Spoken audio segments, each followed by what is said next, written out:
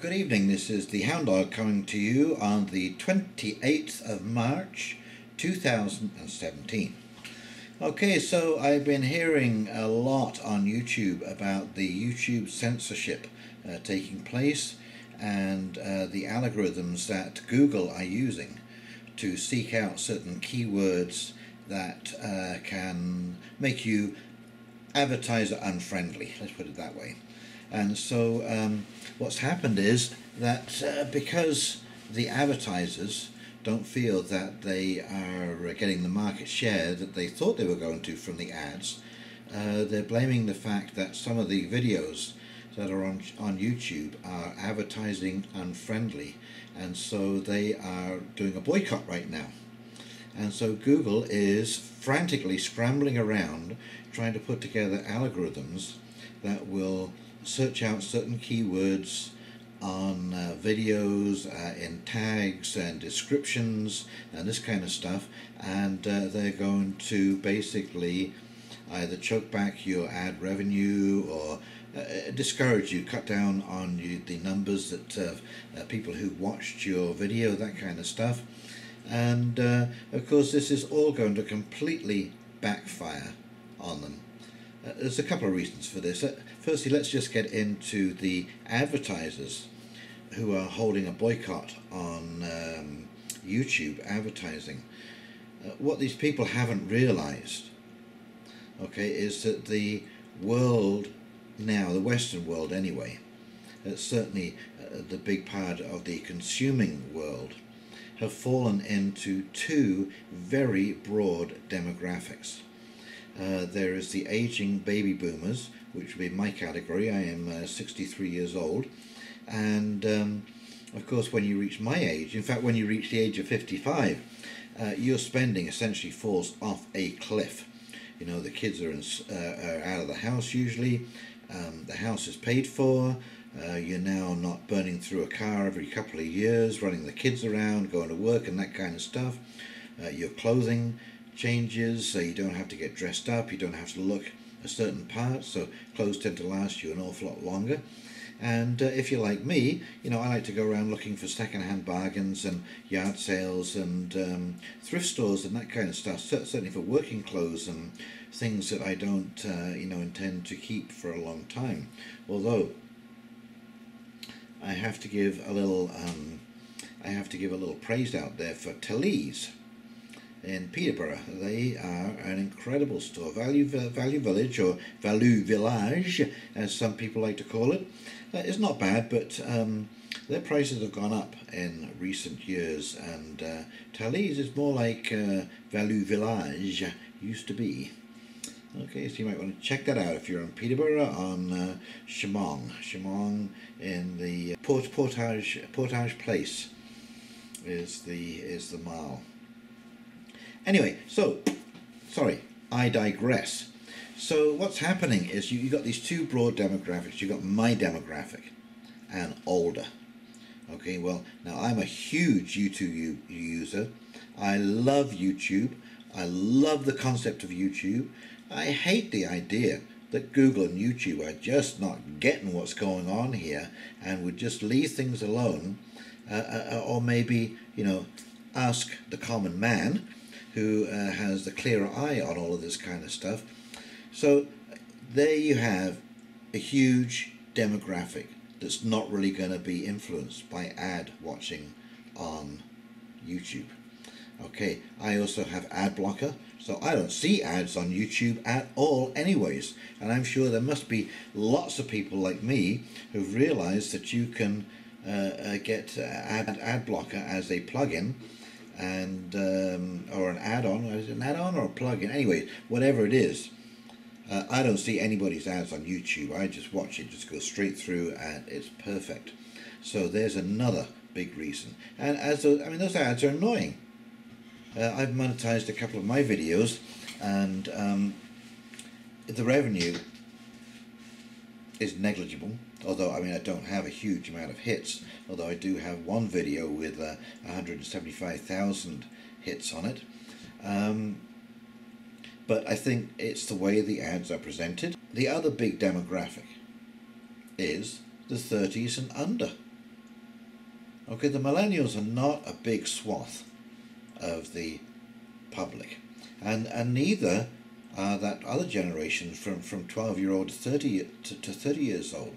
But those years are traditionally, you're broke, and especially in today's day and age, you know, where you have people working part-time jobs, underemployed, you know, working for between minimum wage, which is now $11 in Canada, or in Ontario anyways, and $15 an hour.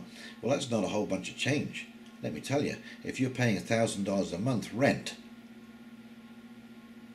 okay, that's basically your first week and a half's wages gone just on accommodation. You want to have a car on top of that, you're probably looking at least $150, $200 a month just running costs. And a phone, or you got to have cable. You know, all of a sudden, you know, that $15 an hour is not going to a new car. You're buying used. You're going to auctions. You're using other methods to try and purchase stuff. So that group in the middle, the millennials, is just not big enough to consume enough to keep the economy going. And this is, of course, you know, I've been trying to explain this. I've made a couple of videos now explaining it, but this is the way the money plan works. It cannot help but do this. It's mathematically impossible for this scenario not to occur, even if you had these age demographics going on. And partly this is the insanity, you know, because when you look at things in life, everything you see, absolutely everything, has a cycle. It's born, it lives, it grows old and dies. Okay? The only thing that doesn't follow that is the banking system. Because the banking system has to have continuous growth or infinite growth.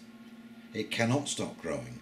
And that's why we're all hooked on this concept of, oh, we got to grow the economy, and the economy only grew by 1% this year, and oh my God, it dropped down below 1%, we're going into a recession, oh my God.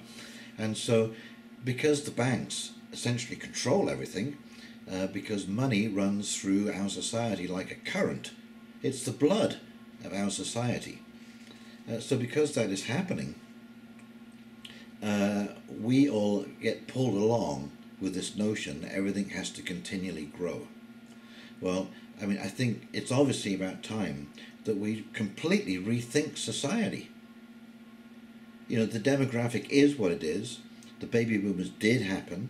Yes, it was an anomaly of the Second World War, apparently, where people just created more children in that time of uncertainty. But now we have a situation where we have to realistically view what our destination is. And it's obvious that we have to do growth in reverse. Okay, we have created this society, and yes, I'm not saying that we should be stopping any kind of all kind of innovation, but in many ways we should be thinking of how are people who are going to retire, how are they going to live? Where are they going to live? You know, I just saw the other day a 3D printed house, $10,000, a single floor.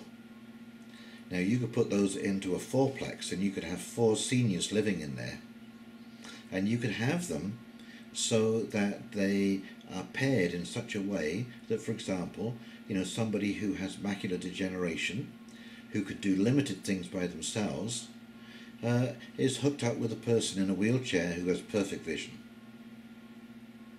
Okay, and they pair up and you solve each other's problems to a greater or lesser. I mean, your day-to-day living problems. Okay, because that's where we're going. The vast majority of us are heading into retirement, to slowing down. I mean, I don't know whether there are any of you out there. I'm sure there must be lots, just like me, who's sitting down and doing the math at the kitchen table and realizing that as I'm getting older, I've got to run faster, because inflation is starting to overtake everybody. We're now getting saddled with huge hydro bills. These are legacy bills, okay? Because people for the last 40 years in government paid absolutely no attention to infrastructure. They blew all this money on absolute nonsense, and now we have an infrastructure issue. Same with government. They did exactly the same thing. The last 40 years they paid lip service to infrastructure, and now all of a sudden it started to collapse, and the money that was there in the good times, which has all been blown on consulting and studies and meetings and elections and blah department growth, initiatives, huge bills. I seem to recall there was like a $36 million bill for the, or maybe it was $3.6 million bill for the person who painted the new trillion design for Ontario. So the money has been blown. So we're in a situation where infrastructure is absolutely collapsing, inflation is overtaking everybody, wages are not keeping up with inflation.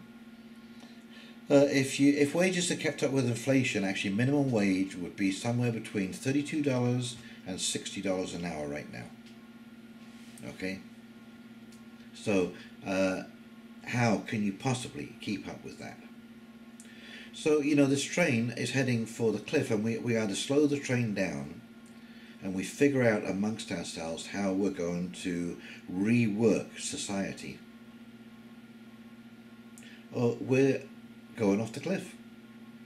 And then reworking society will be a very difficult problem, because people will be arguing and shouting and screaming. It will be just horrible. Okay, so this is the reason. Advertisers, let me tell you right now, it is not because you're the videos that are going up on YouTube are not advertiser friendly. It's you are in the wrong market. Okay, what I do when I want to buy something, I have a need. Whatever that need is, I'm putting kitchen cabinets in. Okay, I have a need. What did I do when I had that need? I went online and I looked around, and I went to several different websites. Okay, and I think that's where more and more people are doing the shopping. That's where the advertising is going to be, and that's where the advertising revenue for Google is going to be. Okay, is having a website, having an online presence, and be ready to catch that fish where they're jumping out of the water looking to snap on your bait. Okay, be prepared to ship, because I do like to touch stuff. I still like to go down to the lumber yard and take a look at the lumber that I'm buying, but I certainly have no problem buying off the internet, sight unseen, because I've had very, very good luck purchasing off the internet, doing stuff on Kijiji. Yeah, there's been a pretty good experience, but that's how you're going to have to advertise. You're not going to capture me through an inline ad on a YouTube video, because, like I say, I have ad blocker, because I don't like my videos being disturbed when I'm watching them, and but it's unappealing. Try it. Try and say, this is your true test. Go sit down in front of a computer screen and watch a video that you want to watch. Don't be looking for your ad. Just watch a video that you want to watch, and see how annoying it is when somebody goes, you buy, yeah, okay, this is a great thing, yeah, oh, wonderful, beautiful, yeah. It's really annoying. So, well, we're just in the teething stages, and you're going to find out the hard way, and Google is going to make it a real pain in the arse for everybody, because they're going to try and mess around with these algorithms, and you can't do that, because people still say things like, I bombed in my exam, man. Oh my God, I said bombed. Oh, I said it again. Oh, God damn. Oh, I said damn. People are people. And you cannot hold people to these really tight standards, because you're going to end up basically losing everybody, because you can't be that stringent. You know, I always remember there was a game on CBC. The show's called Definitely Not the Opera. Great show. Starts at 1 p.m. on a Saturday afternoon, CBC radio. And anyways, what they did, they had a little game in there called Lost in Translation. Okay, so what they did was they got a song and they translated it into, say, Hindu. And then they translated it from Hindu back into the original language. And then they read it out, and you get a prize if you could recognize what the song was.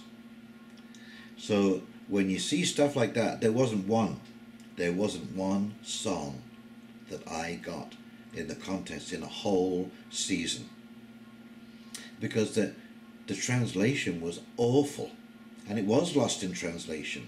And anyone who's tried to use the translator for prose, I saw Rick Van Man posted something on Facebook the other day about he tried to get the computer to write prose, and oh my God, it was just disgusting. It was garbage.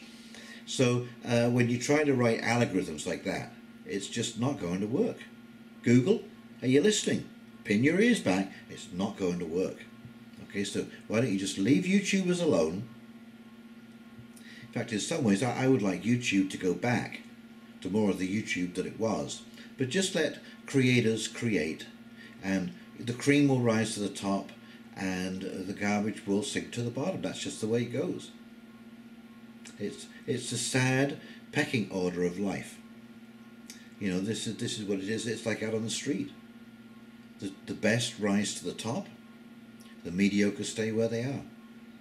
And there's nothing wrong with being mediocre either. I mean, I consider myself a mediocre kind of person, just a common kind of guy. So there's nothing wrong with that. And we can get into the formula of Eamon's turnip, and as to why most of us fall into the, C plus or C minus. Most people are in the sort of average grade, and only a few, reach the pinnacle, where they're perfectly designed for every possible situation in life. And of course there are a few people at the bottom end too who are just completely they're unable to do anything for themselves.